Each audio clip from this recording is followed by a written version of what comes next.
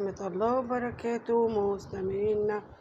السلام عليكم ورحمة الله وبركاته مستمعينا الكرام. أتمنى من الله أن تكونوا في تمام الصحة والعافية. لو أول مرة بتتابعونا على القناة من فضلك اشترك في القناة وفعل زر الجرس ليصلك كل جديد. إليكم نشرة أخبار مصر حوادث اليوم. وصول المتهمة بقتل والدتها إلى الإسكندرية في مأمورية خاصة لاستكمال التحقيقات. ضبط مالك عقار طلخة المنهار والمقاول بعد مصرع عامل وإصابة 2 واستمرار رفع الأنقاض. نشر صورة العجوز ضحية جارتها لسرق قردها الذهبي بالفيوم. السجن 15 عام لمتهم بقتل مزارع بمركز الدنجلات البحيرة. ضبط سائق أجرة لسيارة عكس الاتجاه والتعدي على ركاب. مصرع شاب بانقلاب تروسيكل داخل أحد ترع طريق النزلة بالدقهلية. نشر صورة المتهمة بقتل والدتها وتقطيع جثتها لأشلاء داخل شقة بالإسكندرية. نفقات بأوراق مزورة واتهامات متبادلة. نزاع أمام محكمة الأسرة بعد 16 سنة زواج. إصابة 10 أشخاص في حادث سير بوادي النطرون في البحيرة. النيابة تقرر فحص الأحشاء ورفع الDN لجثمان سيدة قتلتها ابنتها بالإسكندرية. ضبط صانعة محتوى ترقص بملابس خادشة للحياة لزيادة المشاهدات. مواطن يشعل النار في منزل جاره بقنا بسبب خلافات لهو الأطفال. إليكم التفاصيل. وصول المتهمة بقتل والدتها إلى الإسكندرية في مأمورية خاصة لاستكمال التحقيقات. وصلت المتهمة سين ألف لام منذ قليل إلى مديرية أمن الإسكندرية، لذلك في مأمورية خاصة قادمة من منطقة الشيخ زايد بالجيزة بعد إلقاء القبض عليها في اتهامها بقتل والدتها داخل شقة بمنطقة سيدي بشر محافظة الإسكندرية، وذلك لاستكمال التحقيقات من قبل جهات التحقيق. ترحيل المتهمة بقتل والدتها إلى الإسكندرية. ألقت الأجهزة الأمنية القبض على المحامية المتهمة بقتل والدتها وتقطيع جثتها داخل الشقة السكانية في منطقة سيدي بشر قبل شرقي الإسكندرية.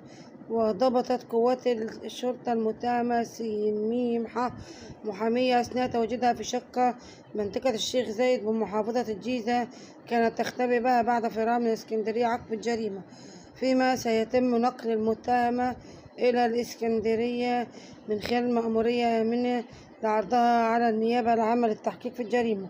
كان قسم شرطة المنتزه أول تلقى اختارا من إدارة شرطة النجدة بورود بلاغ من الأهالي يفيد انبعاث رائحة كريهة من شقة بالطابق الرابع بعقار بشارع 10 من رمضان بمنطقة سيدي بشر جبلي. والبداية عندما سيدي بشر جبلي. ضبط مالك عقار طلخة المنهار والمقاول بعد مصرع عامل وإصابة 2 استمرار رفع الأنقاض.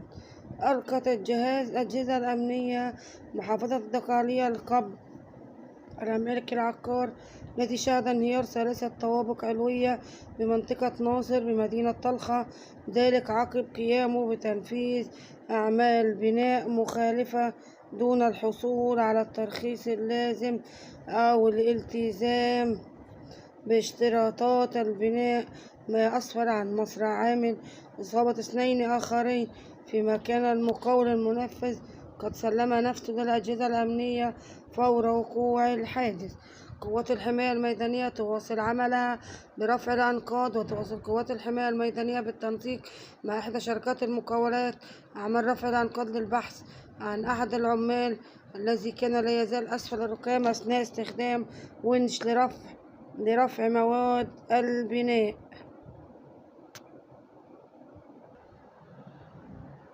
السجن 15 عام لمتهم بقتل مزارع بمركز الدلنجات بالبحيرة.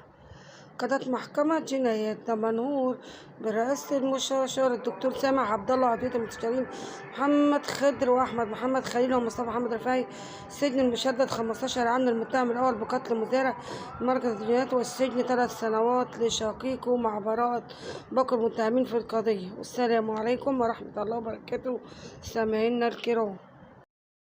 ورحمة الله وبركاته مستمعينا. السلام عليكم ورحمة الله وبركاته مستمعينا الكرام. أتمنى من الله أن تكونوا في تمام الصحة والعافية. لو أول مرة بتتابعونا على القناة من فضلك اشترك في القناة وفعل زر الجرس ليصلك كل جديد. إليكم نشرة أخبار مصر حوادث اليوم. وصول المتهمة بقتل والدتها إلى الإسكندرية في مأمورية خاصة لاستكمال التحقيقات. ضبط مالك عقار طلخة المنهار والمقاول بعد مصرع عامل وإصابة 2 واستمرار رفع الأنقاض. نشر صورة العجوز ضحية جارتها لسرقة قردها الذهبي بالفيوم. السجن 15 عام لمتهم بقتل مزارع بمركز الدنجلات البحيرة. ضبط سائق أجرة لسير عكس الاتجاه والتعدي على ركاب. مصرع شاب بانقلاب تروسيكل داخل أحد طرق طريق النزلة بالدقهلية. نشر صورة المتهمة بقتل والدتها وتقطيع جثتها لأشلاء داخل شقة بالإسكندرية. نفقات بأوراق مزورة واتهامات متبادلة نزاع أمام محكمة الأسرة بعد 16 سنة زواج. إصابة 10 أشخاص في حادث سير بوادي النطرون في البحيرة. النيابة تقرر فحص الأحشاء ورفع الDN لجثمان سيدة قتلتها ابنتها بالإسكندرية. ضبط صانعة محتوى ترقص بملابس خادشة للحياة لزيادة المشاهدات. مواطن يشعل النار في منزل جاره بقنا بسبب خلافات لهو الأطفال. إليكم التفاصيل. وصول المتهمة بقتل والدتها إلى الإسكندرية في مأمورية خاصة لاستكمال التحقيقات. وصلت المتهمة سين ألف لام منذ قليل إلى مديرية أمن الإسكندرية، لذلك في مأمورية خاصة قادمة من منطقة الشيخ زايد بالجيزة بعد إلقاء القبض عليها في اتهامها بقتل والدتها داخل شقة بمنطقة سيدي بشر محافظة الإسكندرية، وذلك لاستكمال التحقيقات من قبل جهات التحقيق. ترحيل المتهمة بقتل والدتها إلى الإسكندرية. ألقت الأجهزة الأمنية القبض على المحامية المتهمة بقتل والدتها وتقطيع جثتها داخل الشقة السكانية في منطقة سيدي بشر قبل شرقي الإسكندرية. وضبطت قوات الشرطة المتهمة سين ح محامية أثناء تواجدها في شقة منطقة الشيخ زايد بمحافظة الجيزة كانت تختبئ بها بعد فرارها من الإسكندرية عقب الجريمة، فيما سيتم نقل المتهمة إلى الإسكندرية من خلال مأمورية آمنة لعرضها على النيابة العامة للتحقيق في الجريمة. كان قسم شرطة المنتزه أول تلقى اختارا من إدارة شرطة النجدة بورود بلاغ من الأهالي يفيد انبعاث رائحة كريهة من شقة بالطابق الرابع بعقار بشارع 10 من رمضان بمنطقة سيدي بشر جبلي. والبداية عندما سيدي بشر جبلي. ضبط مالك عقار طلخة المنهار والمقاول بعد مصرع عامل وإصابة 2 استمرار رفع الأنقاض.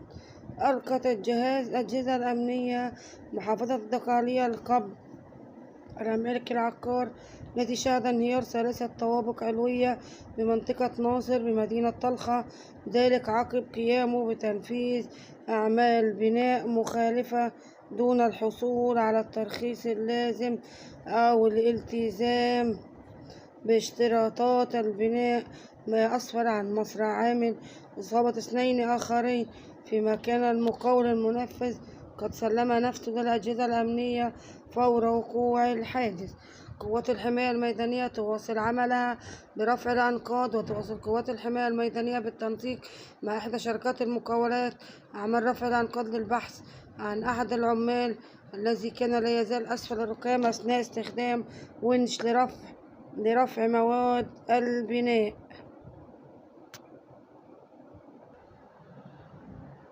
السجن 15 عام لمتهم بقتل مزارع بمركز الدلنجات بالبحيرة. قضت محكمة جنايات دمنهور برئاسة المستشار الدكتور سامح عبد الله عضوية المستشارين محمد خضر وأحمد محمد خليل ومصطفى محمد رفاعي السجن المشدد 15 عام للمتهم الأول بقتل مزارع مركز الجنايات، والسجن 3 سنوات لشقيقه مع براءة باقي المتهمين في القضية. والسلام عليكم ورحمة الله وبركاته سامعينا الكرام.